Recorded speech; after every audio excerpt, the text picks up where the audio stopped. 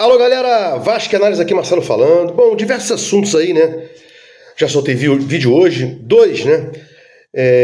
Um até falando de um youtuber que usou um termo de intolerância religiosa sobre o assunto do Vasco e tal.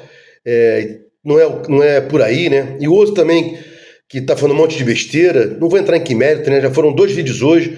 Esse vídeo aqui é um apanhadão, né, de notícias aí que estão permeando o dia a dia do Vascão, né? Bom, é notório que o Vascão vai precisar usar o Engenhão em mais profusão quando for jogar jogos que não puder jogar em São Januário. Por exemplo, Vasco Fluminense não pode ser em São Januário. O BEP vetou. E em havendo veto do BEP, como houve, vai ter que usar o Engenhão.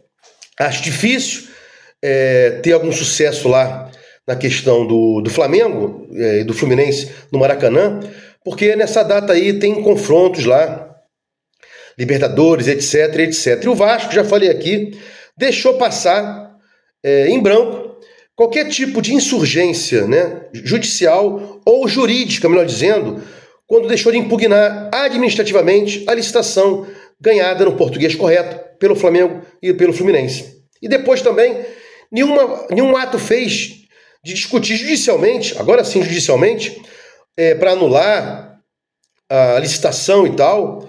Então, permitiu em ambiente administrativo que houvesse, né, a finalização lá do certame e depois também não fez atitude alguma, não tomou atitude alguma para reclamar aí da vitória do Flamengo e Fluminense no Maracanã. Então é justo agora que o Vasco pare de encher também o saco, né? Teve a sua chance aí, pare de encher o saco e faça os requerimentos quando couber jogar no Maracanã, né? Quando não houver colidências de datas, ou então jogue no Engenhão, ou em outro estádio aí, né? E o Engenhão, o Newton Santos, né? É de um parceiro do Vasco. Vasco e Botafogo são parceiros. Textor e o Pedrinho têm tudo para ser parceiros, para serem parceiros. Inclusive, já ultrapassaram as rusgas que houve, né? Com relação a Textor falou sobre 777, Pedrinho rebateu, tá tudo certo, tá tudo esclarecido aí, né? Bom, então o Vasco Fluminense tende a ser no Engenhão. E seria justo que o Vasco fizesse a mesma coisa que o Fluminense fez com ele, Vasco, quando o Vasco jogou no Maracanã, esse ano.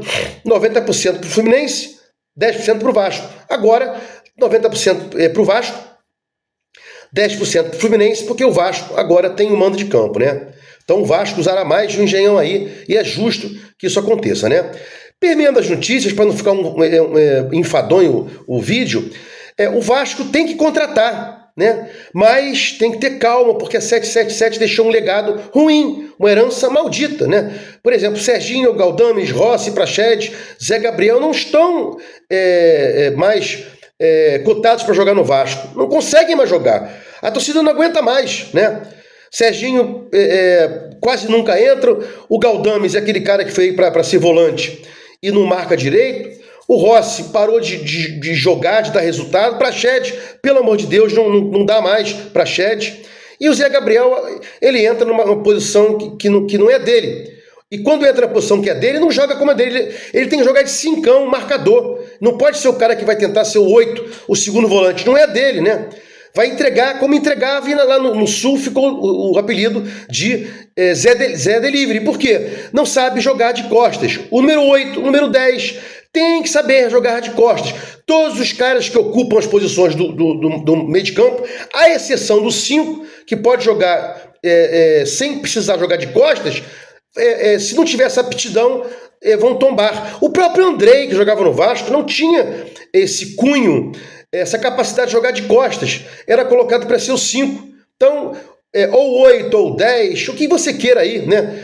Jogou no meio de campo, se não for o 5, tem que saber jogar de costas. Se não souber, esquece, não vai dar certo, vai entregar bolas, não vai ter aquele traquejo para verificar se vem alguém atrás dele para pegar bola, e etc, etc, etc, né? Então não é só falar em contratação, como eu acabei de falar agora, tem que soltar esses jogadores aí, Serginho, Galdames, Rossi, Praxedes, Zé Gabriel, tem que livrar esses caras aí e outros, se possíveis, né? A herança maldita, jogadores com valores altos, salários altos, né? E que o Vasco, para contratar outros, Porque não é só contratar, tem que pagar salário, tem que se desfazer desses caras aí. E tem mais, né? A herança maldita 2, né? A herança maldita 1, desses jogadores caros, com salários altos, né? Com comissões a agentes que intermediaram as vendas altas. Tem também aí outras comissões não pagas ou impagas pela 777 aos agentes, jogadores, né? Até hoje a gente não sabe se o agente do Paê foi pago. Piton, por exemplo, não houve o pagamento total pela 777. A 77 deixou várias dívidas que estão sendo discutidas lá na convenção de arbitragem. Lá na arbitragem. Por quê? Porque não pode ser colocada em pauta, porque há uma cláusula de confidencialidade. E se o Vasco está com a faca e o queijo na mão, como eu afirmo que está, né, para de repente ter que indenizar pouquíssima a 777 ou ser ressarcido por ela dos vários prejuízos que ela praticou o Vasco, não é agora o momento de entregar o ouro, mostrando o contrato, falando sobre ele, para dar uma moleza, para ela, em defesa, dizer que o Vasco, que o associativo, que o Pedrinho burlou, feriu a cláusula de confidencialidade dos vários contratos que existem entre esses dois aí, associativo e a 777. Bom, então, para fechar aqui, as contratações dependem de diminuir a folha. A folha está muito alta hoje, então temos que diminuir a folha para que a gente possa aí chegar e tentar outros jogadores, inclusive, se for possível, na janela ainda, né? Se não for possível, paciência, é aguardar o Paulinho, é aguardar o Jair. Muitas merdas foram feitas pela 777 ano passado, quase caímos, e esse ano. Agora tem que dar uma limpeza nisso aí, né?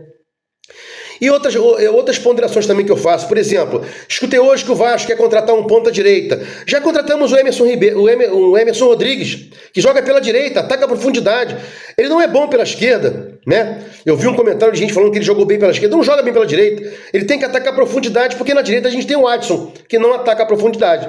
Na esquerda temos o David, que ataca a profundidade. Pegue outro, então, que jogue preeminentemente pela esquerda e, se possível, caso venha a jogar pela direita. Mas não proeminentemente para a direita, porque já tem aí o Emerson Rodrigues, né? E o David pela esquerda. Lembra quando eu falava com vocês aqui? Os técnicos botavam o Gabriel Peck na esquerda e o Marlon na direita. Não rendiam.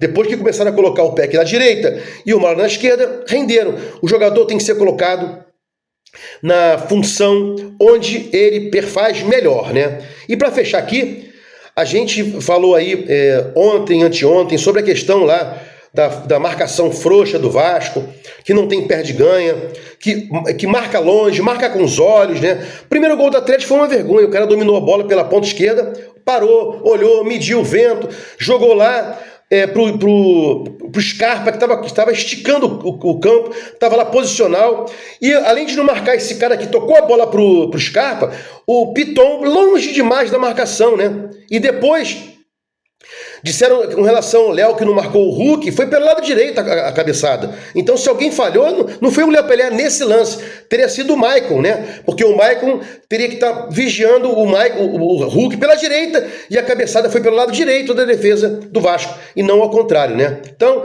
perde e ganha, trabalhar a marcação, continuar diminuir os espaços na entrada da área. Não foi boa a marcação contra o Galo. E aí, como é uma evolução, tem que se trabalhar aí. Semana cheia para trabalhar a defesa, né? Concatenar aí o meio de campo e também concatenar o ataque. E outra coisa, cadê o JP? Sumiu? Não se coloca mais ele? Não. É um garoto bom. Infelizmente, o Estrela se machucou e eu acho que não é o momento de entrar com um cara com Coutinho, absolutamente, e também não sei se o Paê vai estar pronto para iniciar como titular, né? São incógnitas que a gente não sabe ainda e vamos aguardar aí notícias que vão ser soltadas no português correto aí durante a semana. Vamos aguardar. Se gostou do meu conteúdo aqui, Vasco Análise, se inscreva no meu canal Vasco Análise, sininho aí para receber as notificações, dá um like para mostrar ao YouTube engajamento com o meu canal Vasco Análise. Fique com Deus e até o próximo vídeo.